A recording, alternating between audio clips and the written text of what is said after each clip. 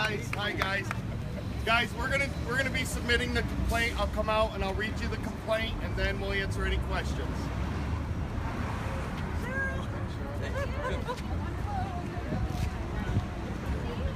Welcome back to Connecticut. I gotta go. I have to go.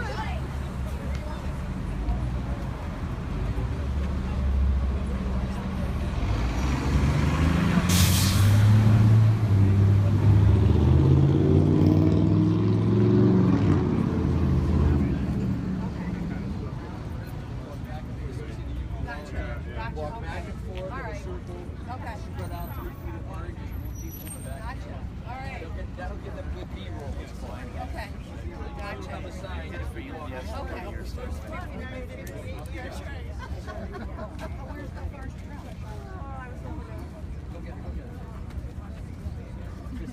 B-roll, they call it, when they open the TV tonight.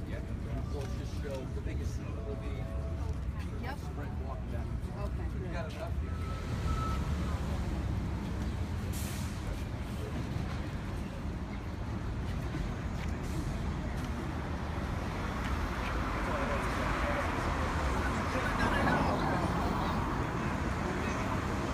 Make us great again.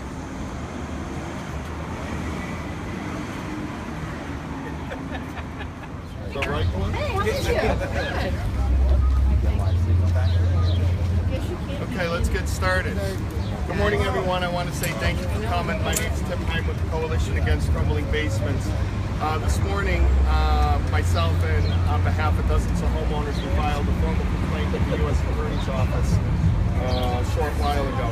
I'm going to take a minute and read the complaint to you. Each and every one of you will get a copy of the complaint so you can see it.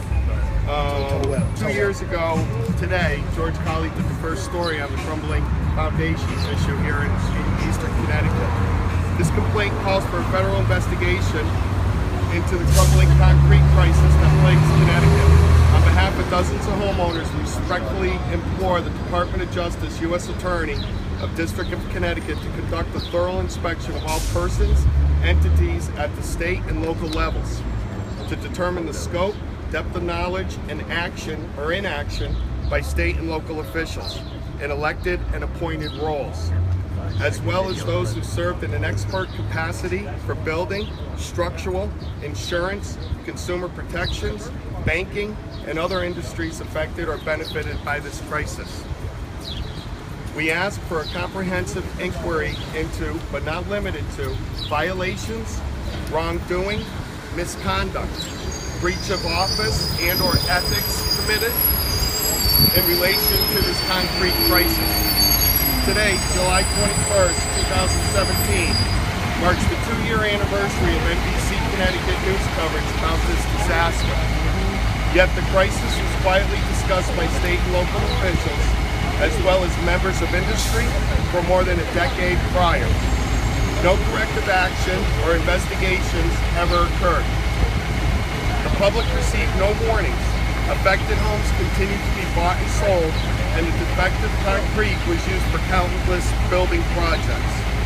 Previously, awareness by leadership includes, but is not limited to, May 21st, 2001, Collin homeowner Linda Topolowski files a complaint with Department of Consumer Protections, DCP, asking them to investigate the defective concrete. May 23rd, 2001, 2 days later, Topolowski receives a letter from Jennifer Plante, DCP Complaint Center, stating she has closed the complaint because it's showing no pattern. On June 19, 2001, Senator Guglielmo sends a letter to Topolowski informing her of a conversation between him and a DCP liaison who stated his agency does not have a role in this problem and the complaint should be handled in the courts. June 28, 2002, Representative Mike Cardin sent a letter to the Attorney General Richard Blumenthal relaying the DCP position on the complaint. Cardin suggests the AG's office should intervene. October 7, 2002, Representative Cardin sends a letter to Senator LeBleu requesting that Topolowski's lawsuit be expedited. On December 10, 2002, Representative Cardin receives a letter from Senator Tony Guglielmo in support of his proposal for intervention by the AG's office. On April 15, 2003, a meeting was held in Hartford at the LOB. In attendance, representatives from DCP, from the Attorney General's office, from the insurance and banking, J.J. Modis, town officials, state representatives, Home Builders Association, Representative Cardin, Senator Guglielmo, and dozens of victims. The meeting ended with the following agreements. An investigation would be conducted. A bill would be written to extend a 10-year statute of limitation on the concrete to 20 years. Neither agreement was acted upon by leadership.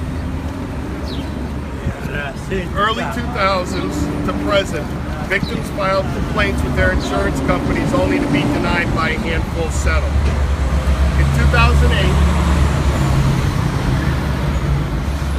In 2008, Don Chaudhry, a building contractor, visited 3 affected homes in the regions where he met with 3 DCP investigators and homeowners.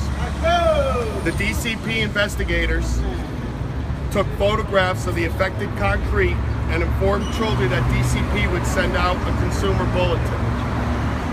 This bulletin never occurred, and soon after, DCP stopped returning Chaudhry's calls. Meanwhile, Chaudhry was informed by an outside source that pyrrhotite was the cause of the concrete damage. In 2011 and 2014, multiple emails were sent to the Lieutenant Governor's office, several other Connecticut departments and agencies, state legislators, state senators, building experts, with no action. July 21st, 2015, NBC aired the first investigative story on the crisis. We respectfully call for a federal investigation into all levels of state and local government and the individuals who willfully dismiss the duties of their offices. We ask for an investigation to uncover communications, relationships, and dealings with members of industry. We call for transparency and accountability. Any questions?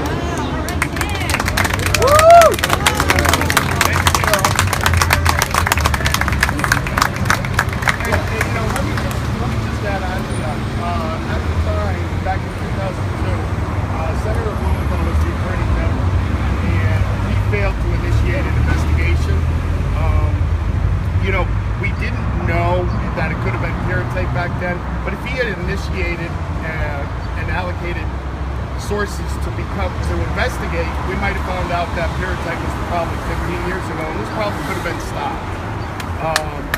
Are you concerned now that because all these homeowners are so devastated and financially that you have to keep this alive and bring attention so that this doesn't just get swept under the rug again? Well, I'm going to say something right now. Attorney General Jepson sent a letter on July 7th of last year, acknowledging in his letter that, you know, an investigation into the insurance companies is serious and warranted.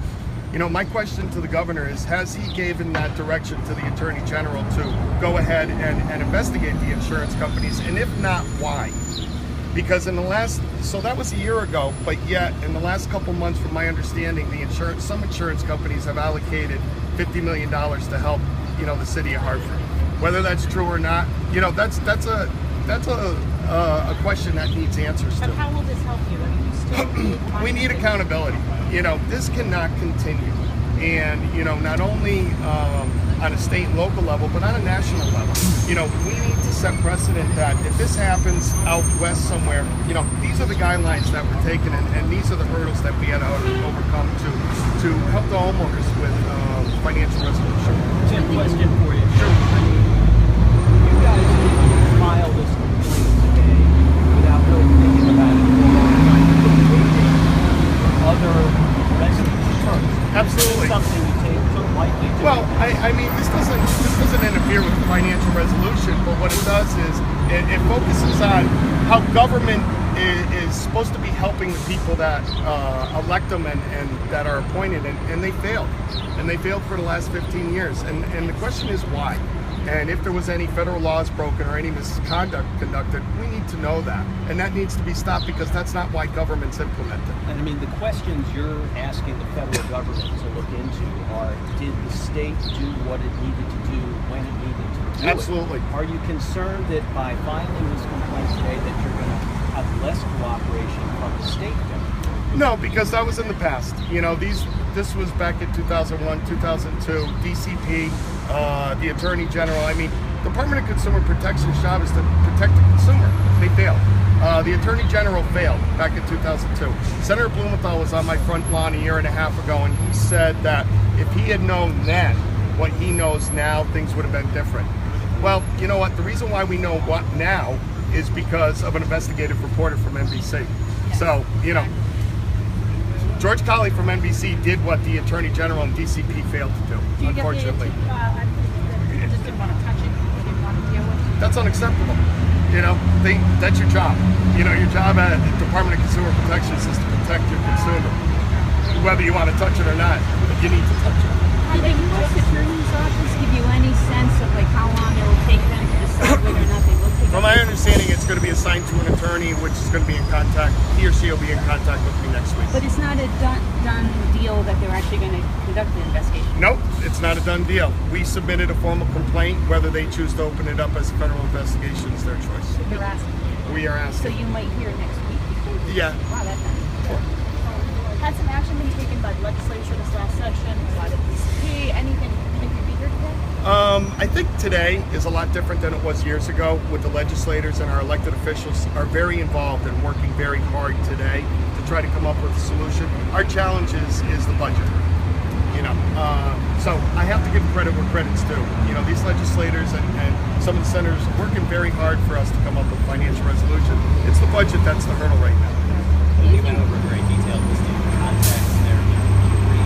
Why should these state officials have been able to connect the dots 10, 15 years? And I'm not saying they should have, but I'm saying they should have made the proper actions and taken the proper actions to at least conduct and initiate an investigation. You know, you don't know until you try. I guess. And- One other question. Clearly, this investigation. Sure.